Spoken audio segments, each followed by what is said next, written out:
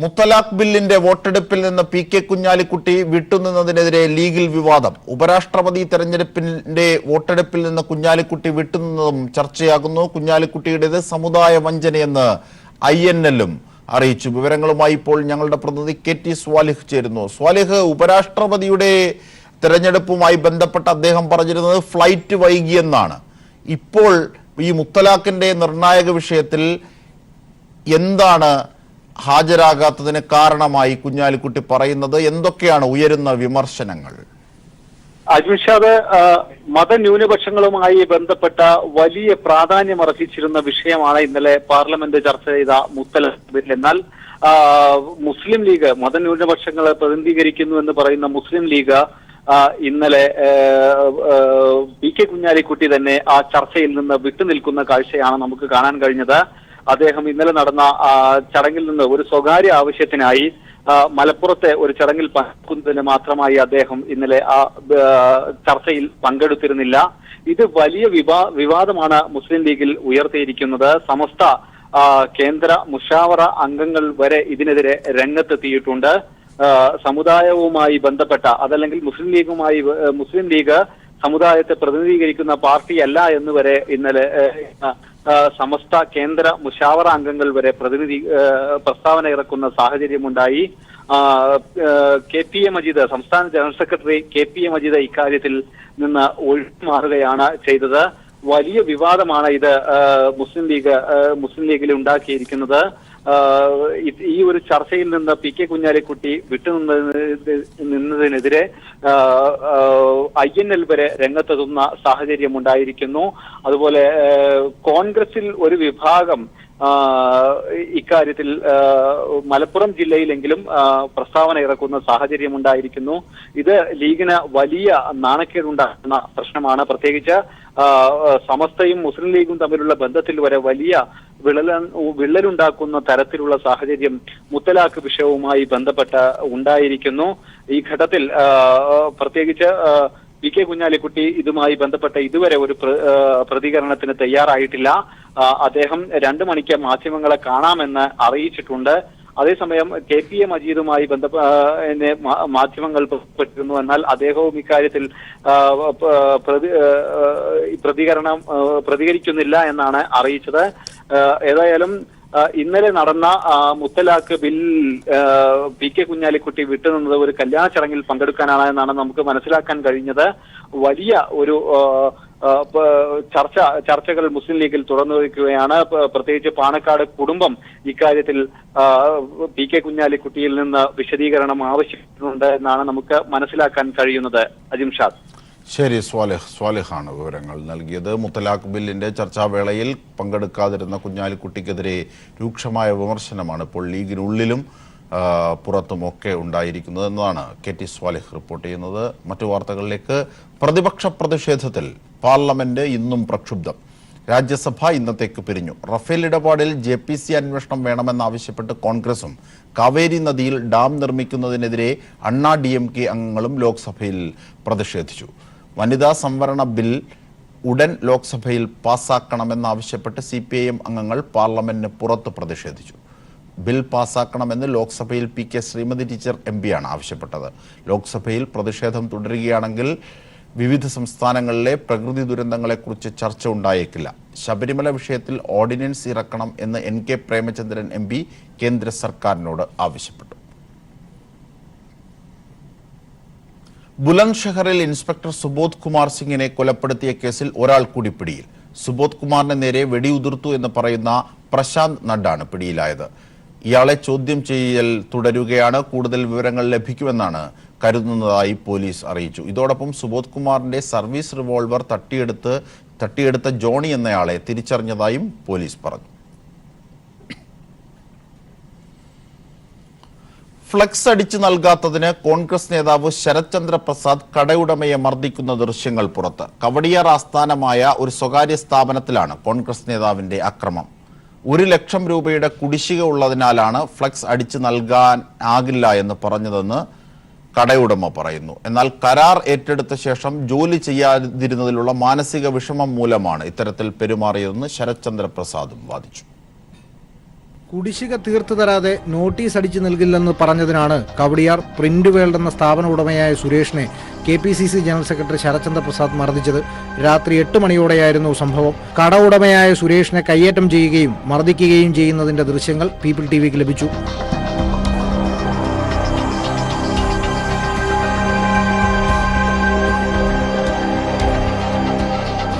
ഒരു ലക്ഷത്തിലേറെ രൂപ ശരത്ചന്ദ്ര പ്രസാദ് നൽകാനുണ്ടെന്നും കുടിശ്ശിക ആവശ്യപ്പെട്ടതാണ് പ്രകോപനത്തിന് ഇരയാക്കിയതെന്നും സുരേഷ് വ്യക്തമാക്കി. അപ്പം ശരത്ചന്ദ്ര പ്രസാദ് ശലഭമേളയുടെ കുറച്ച് പ്രിൻ്റ് അടിക്കാമെന്ന് പറഞ്ഞു, എന്നെ വിളിച്ച് പറഞ്ഞു. അപ്പോൾ രാവിലെ മുതൽ വൈകുന്നേരം വരെ ഡിസൈൻ ചെയ്തു. വിളിച്ച് പറയാമെന്ന് പറഞ്ഞു. പൈസ തന്നില്ല. വൈകിട്ടായപ്പോൾ ഞാൻ പറഞ്ഞു ഇങ്ങനെയാണ്, പൈസ തന്നാൽ മാത്രമേ ഞാൻ വർക്ക് ചെയ്യുള്ളൂ എന്ന് പറഞ്ഞു.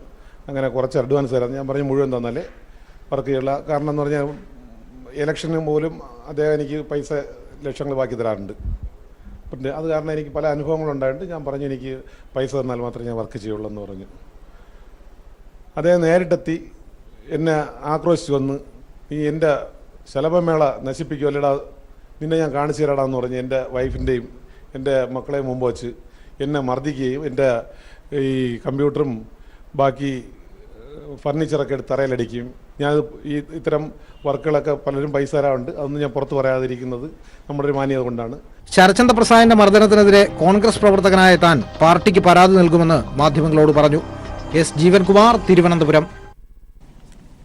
വനിതാ മതിലിൽ പങ്കെടുക്കുമെന്ന BDJS നിലപാട് സന്തോഷകരമാണെന്ന് ദേവസ്വം മന്ത്രി കടകംപള്ളി സുരേന്ദ്രൻ. നവോത്ഥാന മൂല്യങ്ങൾ ഉയർത്തിപ്പിടിക്കുന്ന സംഘടനകൾക്ക് വനിതാ മതിലിൽ നിന്നും മാറി നിൽക്കാനാകില്ല. BDJS നവോത്ഥാന മൂല്യങ്ങൾക്ക് വില നൽകുന്നത് കൊണ്ടാകാം ഈ നിലപാട് സ്വീകരിച്ചതെന്നും ശബരിമലയിൽ ശാന്തിക്കും സമാധാനത്തിനുമാണ് സർക്കാർ മുൻഗണന നൽകിയതെന്നും കടകംപള്ളി പറഞ്ഞു. യഥാർത്ഥത്തിൽ സർക്കാർ നവോത്ഥാന മൂല്യങ്ങളെ ഉയർത്തിപ്പിടിക്കുന്ന പാരമ്പര്യത്തിൻ്റെ ഉടമകളായതുകൊണ്ടാണ് സർക്കാരിലെ കക്ഷികൾ ഈ നവോത്ഥാന സംഘടനകളുടെ തീരുമാനത്തെ സർവജ്ഞ സ്വാഗതം ചെയ്തത്. ഗവൺമെൻറ്റിൻ്റെ നയം എന്താണ്, ഈ വനിതാ മതിലിനോടുള്ള ഗവൺമെൻറ് സമീപനം എന്താണെന്ന് ഗവൺമെൻറ് വ്യക്തമാക്കുക മാത്രമേ ചെയ്തിട്ടുള്ളൂ. സർക്കാരിൻ്റെ ഒരു മെഷീനറിയും അതിനു വേണ്ടിയിട്ട് ഉപയോഗപ്പെടുത്താൻ വേണ്ടിയിട്ട് ഗവൺമെൻറ് തയ്യാറായിട്ടില്ല. ആദ്യഘട്ടത്തിൽ അവർ ആരോപിച്ചത് ഖജനാവിലെ പണം ധൂർത്തടിക്കുന്നു എന്നാണ്. ഖജനാവിൽ നിന്ന് ഒരു നയാ പൈസ പോലും ഇക്കാര്യത്തിന് ചിലവാക്കുന്നില്ല എന്ന് വന്നപ്പോൾ സർക്കാരിൻ്റെ മെഷീനറി സർക്കാർ എന്ന് പറയുന്നത് അരൂപമായിട്ടുള്ള ഒന്നല്ലല്ലോ. സർക്കാർ എന്ന് പറയുന്നത് ഈ സംസ്ഥാനത്ത് ഈ രാജ്യത്ത് ജീവിക്കുന്നതായിട്ടുള്ള ജനങ്ങളാണല്ലോ സർക്കാർ എന്ന് പറയുന്നത്. അപ്പോൾ സർക്കാരിൽ അംഗമായിട്ടുള്ള സർക്കാർ സേവനം നടത്തുന്ന ജീവനക്കാരായിട്ടുള്ള ആളുകൾ, തൊഴിലാളികളായിട്ടുള്ള ആളുകൾ, വിദ്യാർത്ഥികളായിട്ടുള്ള ആളുകൾ ഒക്കെ തന്നെ അവർക്ക് അവരുടെ നിലപാട് സ്വീകരിക്കാനായിട്ടുള്ള ബാധ്യതയുണ്ട്, ഉത്തരവാദിത്വമുണ്ട്, സ്വാതന്ത്ര്യമുണ്ട്. അതിനടിസ്ഥാനത്തിൽ സർക്കാർ ജീവനക്കാരായിട്ടുള്ള ആളുകൾ, അത് ഏത് തലത്തിലുള്ള ആളുകളാണെങ്കിലും നവോത്ഥാന മൂല്യങ്ങൾ ഉയർത്തിപ്പിടിക്കാൻ ആഗ്രഹിക്കുന്ന ഏതു പൗരനും ഇതിനോട് സഹകരിക്കും. ദേശീയപാതാ വികസനം 45 മീറ്ററിൽ നിന്ന് പിന്നോട്ടില്ലെന്ന് മുഖ്യമന്ത്രി പിണറായി വിജയൻ. സ്ഥലം നൽകുന്നവർക്ക് ആവശ്യമായ നഷ്ടപരിഹാരം നൽകുമെന്നും ഫെബ്രുവരി മാസത്തോടെ ദേശീയപാതയ്ക്കുള്ള മുഴുവൻ ഭൂമിയും ഏറ്റെടുക്കാനാകുമെന്നും മുഖ്യമന്ത്രി പറഞ്ഞു. വിവരങ്ങളുമായി ലതീഷ് ചേരുന്നു. ലതീഷ്, എന്തൊക്കെയാണ് മുഖ്യമന്ത്രി ഇതേ സംബന്ധിച്ച് സൂചിപ്പിച്ച വിശദാംശങ്ങൾ? ദേശീയപാത 66 കോഴിക്കോട്ട് ഇന്ന് 2 മേൽപ്പാലങ്ങളാണ് ഗതാഗതത്തിനായി മുഖ്യമന്ത്രി തുറന്നുകൊടുത്തത്. പൂർണ്ണമായും സംസ്ഥാന സർക്കാർ ഫണ്ട് ഉപയോഗിച്ച് നിർമ്മിച്ച തൊണ്ടയാട്, രാമനാട്ടുകര മേൽപ്പാലങ്ങൾ ഉദ്ഘാടനം ചെയ്ത് സംസാരിക്കുകയാണ് ദേശീയപാത വികസനവുമായി ബന്ധപ്പെട്ടുകൊണ്ട് പിണറായി സംസ്ഥാന സർക്കാരിന്റെ നിലപാട് വ്യക്തമാക്കിയത്. ദേശീയപാത വികസനത്തിൽ റോഡിന്റെ വീതി 45 മീറ്റർ എന്നുള്ള കാര്യത്തിൽ 1 ഇഞ്ച് സർക്കാർ പിന്നോട്ട് പോകില്ല. ഇതിൽ സർവകക്ഷി യോഗം ഉൾപ്പെടെ എടുത്ത ഒരു തീരുമാനവുമായാണ് സർക്കാർ മുന്നോട്ട് പോകുന്നത്. ഭൂമി ഏറ്റെടുക്കുന്നതിന് കേരളത്തിൽ ചില പ്രശ്നങ്ങൾ ഇപ്പോഴും നിലനിൽക്കുന്നുണ്ട്. എന്നാൽ മതിയായ നഷ്ടപരിഹാരം നൽകിക്കൊണ്ട് സർക്കാർ ഭൂമി ഏറ്റെടുത്തുകൊണ്ട് ഈ ദേശീയപാത വികസനം പൂർത്തിയാക്കും എന്നുള്ള ഒരു ഉറപ്പാണ് മുഖ്യമന്ത്രി നൽകിയിരിക്കുന്നത്. കൊച്ചി തിരുവനന്തപുരം ദേശീയപാതയിലെ ഭൂമി ഏറ്റെടുപ്പ് 70%, കാസർഗോഡ് കൊച്ചി ഭൂമി ഏറ്റെടുപ്പ് 70% ഇതിനകം തന്നെ പൂർത്തീകരിക്കാൻ സംസ്ഥാന സർക്കാരിന് കഴിഞ്ഞിട്ടുണ്ട്. അതുകൊണ്ട് തന്നെ ഫെബ്രുവരി മാസത്തോടെ ഈ മുഴുവൻ ഭൂമിയും ഏറ്റെടുത്തുകൊണ്ട് ദേശീയപാതയുടെ ഭൂമി ഏറ്റെടുപ്പ് പൂർത്തിയാക്കിക്കൊണ്ട് തന്നെ ഈ ദേശീയപാത വികസനവുമായി സംസ്ഥാന സർക്കാർ മുന്നോട്ട് പോകുമെന്നാണ് മുഖ്യമന്ത്രി പറഞ്ഞിരിക്കുന്നത്. ഇതിന് എല്ലാവരുടെയും സഹകരണവും മുഖ്യമന്ത്രി അഭ്യർത്ഥിച്ചു. ശരി, ലതീഷാണ് വിവരങ്ങൾ നൽകിയത്. ക്ഷേമ പെൻഷനുകളിൽ നിന്ന് നിർബന്ധപൂർവമോ തെറ്റിദ്ധരിപ്പിച്ചോ വനിതാ മതിലിനായി പണം പിരിക്കില്ലെന്ന് മന്ത്രി കടകംപള്ളി സുരേന്ദ്രൻ. പുതുശ്ശേരിയിൽ ഇങ്ങനെ പണം പിരിച്ചെന്ന ആരോപണത്തിൽ ഗൂഢാലോചന സംശയിക്കുന്നുവെന്നും അദ്ദേഹം പറഞ്ഞു. ഇക്കാര്യത്തിൽ പാലക്കാട് ജില്ലാ കമ്മിറ്റി വസ്തുത അന്വേഷിച്ച് പുറത്തു കൊണ്ടുവരണമെന്നും മന്ത്രി ആവശ്യപ്പെട്ടു. ഒരു പരാതിയെങ്കിലും ഏതെങ്കിലും തരത്തിലുള്ള ഒരു പരാതി ഉയർന്നു വന്നിട്ടില്ല. ഈ പുതുശ്ശേരി എന്ന് പറയുന്നതായിട്ടുള്ള സ്ഥലത്ത് നേരത്തെ ഒരു സംഘത്തെ ഏൽപ്പിച്ചിട്ടുണ്ടായിരുന്നു. നമ്മൾ പെൻഷൻ കൊടുക്കാൻ തീരുമാനിച്ചത് സംഘങ്ങളുടെ നിറം നോക്കിയിട്ടൊന്നുമല്ല.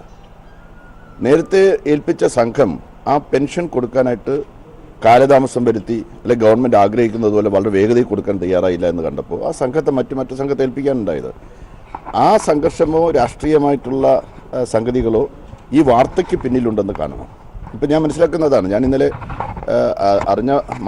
മിനിയാന്നത് അറിഞ്ഞ മാത്രമേ തന്നെ പാലക്കാട് ചെയ്യാൻ നിർദ്ദേശം കൊടുത്തിട്ടുണ്ടായിരുന്നു. നമ്മുടെ സംസ്ഥാനത്ത് ഒരിക്കലും നടക്കാൻ പറ്റാത്തൊരു കാര്യമാണ്.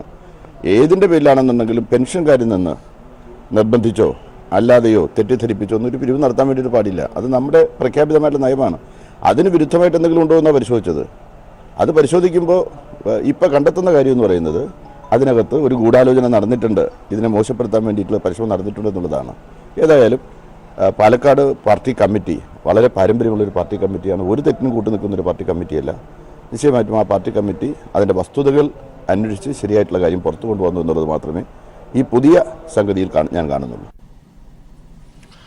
വനിതാ മതിലിൽ NSS അടക്കം സർക്കാരിനെ എതിർക്കുന്ന എല്ലാവരും വീണ്ടും വിചാരം നടത്തണമെന്ന് മന്ത്രി ജി സുധാകരൻ. NSS നവോത്ഥാന പാരമ്പര്യമുള്ള സംഘടനയാണ്. വനിതാ മതിൽ വഴി സാംസ്കാരിക മുന്നേറ്റമാണ് സർക്കാർ ലക്ഷ്യമിടുന്നതെന്നും ജി സുധാകരൻ കോഴിക്കോട് പറഞ്ഞു. NSSന് വേണ്ടി വിചാരം വേണം, ഗവൺമെന്റിനെ എതിർക്കുന്ന എല്ലാവർക്കും വേണ്ടി വിചാരം വേണം. സംശയം എന്താ? എല്ലാവർക്കും വേണം. NSSന് മാത്രമല്ല, അവർക്കും വേണം, എല്ലാവർക്കും വേണ്ടി വിചാരം വേണം. ഇതിനെ എതിർക്കേണ്ട കാര്യമില്ല. അവർക്ക് നവോത്ഥാന പാരമ്പര്യം മന്നത്തിനുണ്ടല്ലോ. അദ്ദേഹം പിന്നോക്കക്കാരും ദളിതന്മാരുമായ ആൾക്കാരുടെ അവകാശങ്ങൾക്ക് വേണ്ടി മുന്നോക്ക സമുദായത്തിൻ്റെ പെട്ട ആളാണെങ്കിൽ NSSന്റെ സ്ഥാപക ആചാര്യനാണെങ്കിൽ അദ്ദേഹം അതിനുവേണ്ടി മുൻപിൽ നിന്നിരുന്നല്ലോ. അതാണ് അതിൻ്റെ പാരമ്പര്യം എന്ന് ഞങ്ങൾ പറയുന്നത്.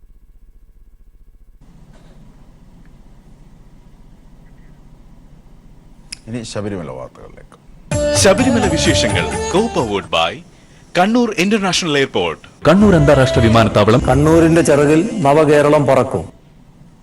ഭക്തലക്ഷങ്ങൾക്ക് ദർശന സായുജ്യമേകിയാണ് ശബരിമല നടയടച്ചത്. 41 ദിവസം നീണ്ടുനിന്ന മണ്ഡലകാലത്തിനൊടുവിൽ മണ്ഡല പൂജയ്ക്കും ശേഷമാണ് ശബരിമല നടയടച്ചത്. 10,000ങ്ങളാണ് തങ്കയങ്കി ചാർത്തിയുള്ള മണ്ഡല പൂജയ്ക്ക് ദർശനം തേടി സന്നിധാനത്തെത്തിയത്.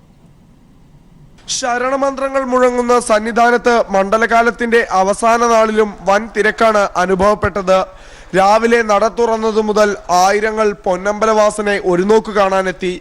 ഉച്ചയ്ക്ക് 12ഓടെ തന്ത്രി കണ്ഠരര് രാജീവരുടെ കാർമ്മികത്വത്തിൽ തങ്കയങ്കി ചാർത്തിയായിരുന്നു മണ്ഡലപൂജ. ശരണമന്ത്രങ്ങളാൽ ഭക്തിസാന്ദ്രമായ സന്നിധാനത്ത് ഭക്തർക്ക് വേണ്ടി വിപുലമായ സൗകര്യങ്ങളാണ് ദേവസ്വം ബോർഡും പോലീസും ചേർന്നൊരുക്കിയത്. ദർശനം തേടിയെത്തുന്ന ഭക്തരെ സുരക്ഷിതരായി സന്നിധാനത്തേക്ക് ആനയിച്ചിരുന്നത് പോലീസായിരുന്നു. മലകയറ്റത്തിലുടനീളം ആരോഗ്യവകുപ്പിന്റെ ശ്രദ്ധയും ഉണ്ടായി. വൈദ്യസഹായം ആവശ്യമായി വന്ന തീർത്ഥാടകർക്ക് യഥാസമയം അത് ലഭിക്കാൻ ആരോഗ്യവകുപ്പ് ഉണർന്നു പ്രവർത്തിച്ചു. അയ്യപ്പ ഭക്തരുടെ ജീവനും സ്വത്തിനും കണ്ണിമ വെട്ടാതെ പോലീസും കാവൽ നിന്നു. സുവർണാവസരങ്ങളും ഗൂഢാലോചനകളുമായി ശബരിമലയെ തകർക്കാൻ വന്നവർക്ക് മുന്നിൽ ഭക്തർക്കായി സർക്കാർ നിലകൊണ്ടതോടെ അട്ടിമറിക്കപ്പെടുമെന്ന് കരുതിയ മണ്ഡലകാല തീർത്ഥാടനവും സുഗമമായി മാറി. പ്രളയം മൂലം പമ്പ ആകെ തകർന്നതോടെ നിലയ്ക്കലിലായിരുന്നു ഈ തീർത്ഥാടന കാലം ബേസ് ക്യാമ്പായി തീരുമാനിച്ചത്. ചുരുങ്ങിയ സമയത്തിനുള്ളിൽ ഭക്തർക്ക് ആവശ്യമായ എല്ലാ സൗകര്യങ്ങളും നിലയ്ക്കലിൽ സർക്കാരും ദേവസ്വം ബോർഡും ചേർന്നൊരുക്കി. സുപ്രീം കോടതി വിധി മുൻനിർത്തി മല കയറാനെത്തിയ യുവതികളെ അക്രമി സംഘങ്ങൾ പലതവണയായി ശബരിമലയിൽ തടഞ്ഞു. ഇവരുടെയെല്ലാം വീടുകൾക്ക് നേരെയും രൂക്ഷമായ ആക്രമണങ്ങൾ അഴിച്ചുവിട്ടു.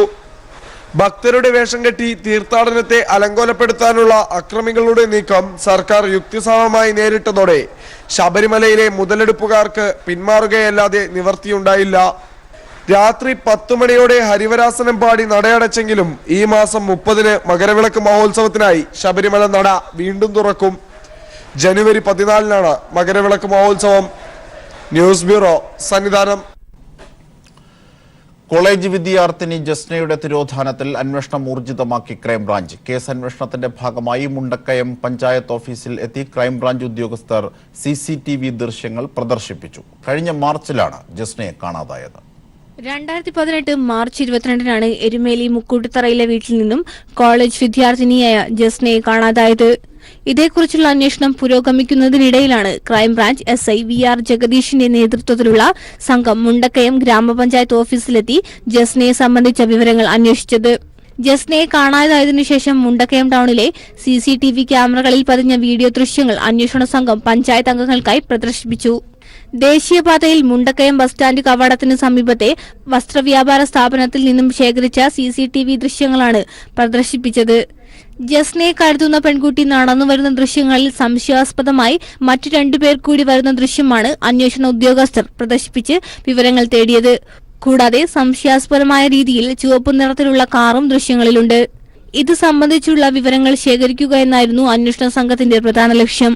എന്നാൽ ദൃശ്യങ്ങളിലുള്ള യുവതിയെയും വാഹനവും തിരിച്ചറിയാൻ പഞ്ചായത്ത് അംഗങ്ങൾക്ക് കഴിഞ്ഞില്ല. News bureau, Kottayam.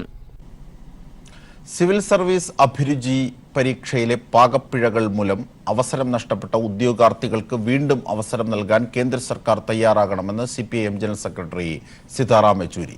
മതിയായ മുന്നൊരുക്കമില്ലാതെയാണ് UPSC പരീക്ഷ നടത്തിയത്. 10,000-കണക്കിന് ഉദ്യോഗാർത്ഥികളുടെ ഭാവി അനിശ്ചിതത്വത്തിലായിട്ടും കേന്ദ്ര സർക്കാർ ഇതുവരെ ഒരു നടപടിയും കൈക്കൊണ്ടില്ല.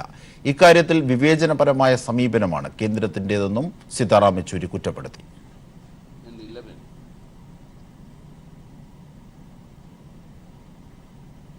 വനിതാ സംവരണ ബിൽ നടപ്പാക്കണമെന്നാവശ്യപ്പെട്ട് CPIM MPമാർ പാർലമെന്റിൽ പ്രതിഷേധിച്ചു.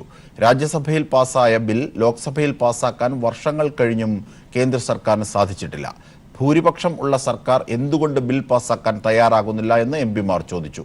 നിയമനിർമ്മാണ സഭകളിൽ സ്ത്രീ പ്രാതിനിധ്യം ഉറപ്പാക്കാൻ CPIM പാർലമെന്റിൽ സമരപരിപാടികളുമായി മുന്നോട്ടു പോകുമെന്നും CPIM ലോക്സഭാ കക്ഷി നേതാവ് P. കരുണാകരൻ MP പറഞ്ഞു.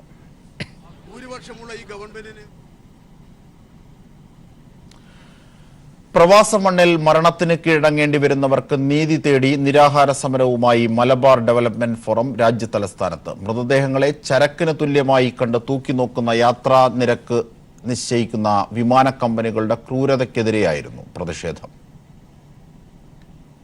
പ്രവാസി പണത്തിന്റെ കണക്ക് അഭിമാനത്തോടെ കേന്ദ്ര സർക്കാർ നിരത്തുമ്പോഴാണ് മറുഭാഗത്ത് പ്രവാസികളുള്ള വിമാന കമ്പനികളുടെ ചൂഷണവും മൃതദേഹങ്ങളോടുള്ള അനാദരവും പിടിച്ചുപറിയും യഥേഷ്ടം തുടരുന്നത്. ജീവനുള്ള മനുഷ്യന് സീറ്റിന് നിരക്ക് ഈടാക്കുമ്പോൾ മരിച്ചു കഴിഞ്ഞാൽ ചരക്ക് കണക്കെ കിലോയ്ക്ക് 300 രൂപയ്ക്ക് മുകളിൽ ഈടാക്കുന്നു. അടക്കിയ പെട്ടി കൂടിയാകുമ്പോൾ തൂക്കം 100 കിലോ കടന്നേക്കാം. ഇതിനെതിരെയാണ് മലബാർ ഡെവലപ്മെന്റ് ഫോറം പ്രതിഷേധം ശക്തമാക്കിയിരിക്കുന്നത്. മരണാനന്തരമെങ്കിലും ഇന്ത്യയുടെ സാമ്പത്തിക സ്വാതന്ത്ര്യ ഭടന്മാരായ പ്രവാസികളെ, അവരുടെ മൃതശരീരത്തെ ബഹുമാനിക്കണം. സർക്കാർ ബഹുമതിയോടുകൂടി, സർക്കാരിന്റെ ചെലവോടുകൂടി മൃതശരീരത്തെ ആദരപൂർവ്വം അവരുടെ സ്വദേശത്ത് എത്തിക്കണം. അതിനായി നിയമഭേദഗതി നടത്തണം. ദേശീയ പ്രസിഡന്റ് K. ബഷീർ, ദില്ലി ഘടകം പ്രസിഡന്റ് അബ്ദുല്ല കവുങ്ങൽ എന്നിവരാണ് ദില്ലി ജന്തർ മന്ദറിൽ 24 മണിക്കൂർ നിരാഹാരം നടത്തിയത്. വിദേശ ഇന്ത്യക്കാരുടെ അടിയന്തര ക്ഷേമ സഹായ പ്രവർത്തനങ്ങൾക്കായുള്ള ഇന്ത്യൻ കമ്മ്യൂണിറ്റി വെൽഫെയർ ഫണ്ടിൽ കോടിക്കണക്കിന് രൂപ വെറുതെ കളയും ഇവർ ചൂണ്ടിക്കാട്ടുന്നു. വിദേശത്ത് മരണപ്പെടുന്ന പ്രവാസികൾക്ക് മാന്യമായ അന്ത്യയാത്ര ഉറപ്പാക്കും വരെ പോരാട്ടം തുടരാനാണ് മലബാർ ഡെവലപ്മെന്റ് ഫോറത്തിന്റെ തീരുമാനം. News bureau, Delhi. യുവ വനിതാ സംരംഭകർക്കായി കൈരളി പീപ്പിൾ TV ഏർപ്പെടുത്തിയ ജ്വാല പുരസ്കാര വിതരണം ഇന്ന്. മന്ത്രി TP രാമകൃഷ്ണനാണ് ചടങ്ങ് ഉദ്ഘാടനം ചെയ്യുക. കോഴിക്കോട് കടവ് റിസോർട്ടിൽ വൈകിട്ട് 4:30 നടക്കുന്ന ചടങ്ങിൽ മഹാനടൻ മമ്മൂട്ടി അവാർഡുകൾ വിതരണം ചെയ്യും. സാമൂഹ്യോന്മുഖ യുവസംരംഭക, നവാഗത യുവസംരംഭക, മുഖ്യധാര യുവസംരംഭക എന്നീ 3 വിഭാഗങ്ങളിലായാണ് കൈരളി പീപ്പിൾ TV ജ്വാല അവാർഡുകൾ ഏർപ്പെടുത്തിയിരിക്കുന്നത്. കൈരളി ചെയർമാൻ പത്മശ്രീ ഭരത് മമ്മൂട്ടി വാർത്തകളിൽ നിന്ന് കണ്ടെത്തിയ ഒരു വനിതയ്ക്ക് പ്രത്യേക പുരസ്കാരം നൽകും. ഇന്ന് വൈകിട്ട് 4:30 കോഴിക്കോട് കടവ് റിസോർട്ടിലാണ് അവാർഡ് വിതരണ ചടങ്ങ്. തൊഴിൽ എക്സൈസ് വകുപ്പ് മന്ത്രി TP രാമകൃഷ്ണൻ അവാർഡ് വിതരണ ചടങ്ങ് ഉദ്ഘാടനം ചെയ്യും. പ്രമുഖ ടെക്നോക്രാറ്റ് G. വിജയരാഘവൻ, വ്യവസായ സംരംഭക ലക്ഷ്മി മേനോൻ എന്നിവർ ഉൾപ്പെട്ട വിധി നിർണയ സമിതിയാണ് ജേതാക്കളെ തെരഞ്ഞെടുക്കുന്നത്.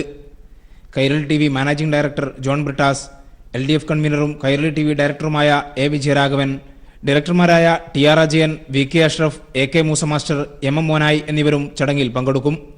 News bureau, Kozhikode. എത്ര മതിലുകൾ തകർത്തെറിഞ്ഞ കേരളം, എത്ര കതിരുകൾ കുവിത്തെറിഞ്ഞ കേരളം, എത്ര മതിലുകൾ തകർത്തെറിഞ്ഞ കേരളം, എത്ര കതിരുകൾ കുവിത്തെറിഞ്ഞ കേരളം. നവോത്ഥാന പ്രസ്ഥാനങ്ങളെ പിന്നോട്ട് നടത്താൻ ശ്രമിക്കുന്ന ഗൂഢശക്തികൾക്കെതിരെ ശബ്ദമുയർത്തിയും വനിതാ മതിലിന് പിന്തുണ പ്രഖ്യാപിച്ചുകൊണ്ടും നമ്പൂതിരി സമുദായത്തിലെ പുരോഗമനവാദികൾ തൃശൂരിൽ ഒത്തുകൂടി. അനാചാരങ്ങൾക്കെതിരെ അഗ്നിജ്വാലകൾ ഉയർത്തിയ VTയുടെയും MRBയുടെയും പ്രേംജിയുടെയും പിന്മുറക്കാർ വനിതാ മതിലിന് ഐക്യദാർഢ്യം പ്രഖ്യാപിച്ചുകൊണ്ട് തൃശൂരിൽ ഒത്തുചേർന്നു. തൃശൂർ സാഹിത്യ അക്കാദമി ഹാളിൽ നമ്പൂതിരി സമുദായത്തിലെ പുരോഗമനവാദികൾ സംഘടിപ്പിച്ച മടക്കില്ല മറക്കുടയിലേക്ക് എന്ന കൂട്ടായ്മ കേരളീയ നവോത്ഥാനത്തിന്റെ മൂല്യങ്ങൾ കാക്കാൻ ജനുവരി 1 സംഘടിപ്പിക്കുന്ന വനിതാ മതിലിന് പിന്തുണ പ്രഖ്യാപിക്കുകയും ചെയ്തു. ഈ കാലഘട്ടത്തിൽ ഇത്തരമൊരു കൂട്ടായ്മ അനിവാര്യമാണെന്ന് സംഘാടകർ പറയുന്നു. പ്രധാനമായും ഇന്ന് നവോത്ഥാന പ്രസ്ഥാനങ്ങൾ നേരിടുന്ന വലിയ പ്രതിസന്ധി നമ്മുടെ സമൂഹത്തെയും സമുദായത്തെയും വളരെയധികം ബാധിച്ചുകൊണ്ടിരിക്കുകയാണ്. അതിനെതിരായിട്ടുള്ള ആ നവോത്ഥാന പ്രസ്ഥാനങ്ങളുടെ പഴയ മൂല്യങ്ങൾ നഷ്ടപ്പെടുന്ന ഇന്നത്തെ സാഹചര്യത്തിൽ അത് തിരിച്ചു കൊണ്ടുവരുന്നതിനും നമുക്ക് ഒരുപടി പോലും മുന്നോട്ട് പോകാനല്ലാതെ പുറകോട്ട് പോകാൻ സാധിക്കില്ല എന്ന സാഹചര്യത്തിലാണ് സമുദായത്തിലെ പുരോഗമനവാദികളായ ആളുകൾ ഒത്തുചേരുന്നത്. വനിതാ മതിലിനോടും കേരളത്തിന്റെ പുരോഗമനപരമായ മുന്നേറ്റത്തോടും ചില സംഘടനകൾ മുഖം തിരിച്ചു നിൽക്കുന്ന സാഹചര്യത്തിലാണ് പഴയ ഉണ്ണി നമ്പൂതിരി യുവജന സംഘത്തെ ഓർമ്മിപ്പിച്ച് നമ്പൂതിരി സമുദായത്തിലെ സ്ത്രീകളും പുരുഷന്മാരും രംഗത്തുവന്നത്. ഋതുമതികളാവും മുമ്പേ പെൺകുട്ടികൾ വിധവകളാകേണ്ടി വന്ന ഒരു സമുദായം അതിൽ നിന്നെല്ലാം മോചനം നേടിയത് നമ്പൂതിരിയെ മനുഷ്യനാക്കാൻ നടന്ന നവോത്ഥാന സമരങ്ങളിലൂടെയാണ് എന്നും കൂട്ടായ്മ ഓർമ്മിപ്പിച്ചു. കൂട്ടായ്മ ഉദ്ഘാടനം ചെയ്ത് സംസാരിച്ച SP നമ്പൂതിരി ശബരിമല സ്ത്രീ പ്രവേശന കേസിൽ കക്ഷി ചേർന്ന തനിക്ക് സംഘപരിവാർ സംഘടനകളിൽ നിന്ന് നേരിട്ട ഭീഷണികൾ തുറന്നു പറഞ്ഞു.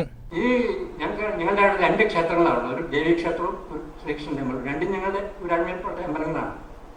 ഈ ദേവീക്ഷേത്രത്തിൽ നിന്ന് ഒരു പ്രകടനം ശ്രീകൃഷ്ണ ടെമ്പിളത്തേക്ക് ഉണ്ടായി. യുവമോർച്ചയുടെ ആഭിമുഖ്യത്തിലാണ്. 100 പേരുണ്ടായിരുന്നു തോന്നുന്നു. അതിൽ ദേവസ്വം മന്ത്രിയുടെ കവലയിലെത്തിയാണ് ചടങ്ങുകളൊക്കെ ഉണ്ടായിരുന്നു. എല്ലാം പതിവ് ചടങ്ങുകളെല്ലാം ഉണ്ടായിരുന്നു. ആ കൂടെ എനിക്കെതിരായിട്ട് വളരെയധികം മുദ്രാവാക്യം വിളിച്ചു. പലതും ഒരു സ്റ്റേജിൽ നിന്ന് പറയാൻ കൊള്ളാവുന്ന മുദ്രാവാക്യങ്ങളല്ല. അതിൽ താരതമ്യേന മാന്യമായിട്ടുള്ളത് കക്ഷിയാക്കുന്നവരുടെ കൈവിട്ടു എന്നുള്ളതാണ്. അത് പോലീസിന്റെ സാന്നിധ്യത്തിലാണ്. പോലീസ് റിപ്പോർട്ട് ചെയ്തു. പലരും എന്നോട് പോലീസിൽ പ്രൊട്ടക്ഷൻ ആവശ്യപ്പെടുമെന്ന് പറഞ്ഞു. ഞാൻ പ്രൊട്ടക്ഷൻ ആവശ്യപ്പെട്ടില്ല. ജനുവരി 1 നടക്കുന്ന വനിതാ മതിൽ വിജയിപ്പിക്കേണ്ടതിന്റെ പ്രസക്തി കൂട്ടായ്മയിൽ സംസാരിച്ച എല്ലാവരും വ്യക്തമാക്കുകയും ചെയ്തു. News bureau, Thrissur. വനിതാ മതിലിന് പിന്തുണയുമായി പെൺകൂട്ട് വിജിയും ലോകത്തെ സ്വാധീനിച്ച 100 സ്ത്രീകളുടെ പട്ടികയിൽ ഇടം നേടിയ വിജി അസംഘടിത മേഖലയിലെ പോരാളിയാണ്. വനിതാ മതിലിനെ താൻ പിന്തുണയ്ക്കുന്നതായി അവർ പീപ്പിൾ ടിവിയോട് പറഞ്ഞു. ഞങ്ങൾ കൃത്യമായ തീരുമാനമെടുത്തിട്ടാണ് വനിതാ മതിലിനൊപ്പം നിൽക്കുന്നത്. വനിതാ മതിൽ ഒരുപാട് കാര്യങ്ങൾ മുന്നോട്ട് വെക്കുന്നുണ്ട്. ഇതൊക്കെ തന്നെ നമുക്കും അംഗീകരിക്കാൻ പറ്റുന്നുണ്ട്. ജാതീയപരമായിട്ടും ലിംഗപരമായിട്ടും വർഗപരമായിട്ടും ഒക്കെ തന്നെ ഇന്ന് ഏറ്റവും കൂടുതൽ അടിച്ചമർത്തപ്പെടുന്നത് സ്ത്രീകളാണ്. നമ്മൾ കണ്ടുകൊണ്ടിരിക്കുകയാണല്ലോ. അപ്പോൾ ഈ തരത്തിലുള്ള സ്ത്രീകൾക്കെതിരെയുള്ള അക്രമത്തെ ഇല്ലാതാക്കുകയും സ്ത്രീകൾ തന്നെ അതിനുവേണ്ടി മുന്നോട്ട് വരികയും ചെയ്യേണ്ടത് അനിവാര്യമാണ്. അതുകൊണ്ട് സ്ത്രീകളെല്ലാവരും തന്നെ മതിലിനൊപ്പം നിന്ന് സ്ത്രീ ശക്തി നമ്മൾ കാണിച്ചു കൊടുക്കേണ്ടതുണ്ട്. നമ്മൾ തന്നെ ഈ വനിതാ മതിലിനെ വിജയിപ്പിക്കേണ്ടതുണ്ട്. നമ്മളതാണ് വനിതാ മതിൽ എന്നുകൂടി പറഞ്ഞിട്ട്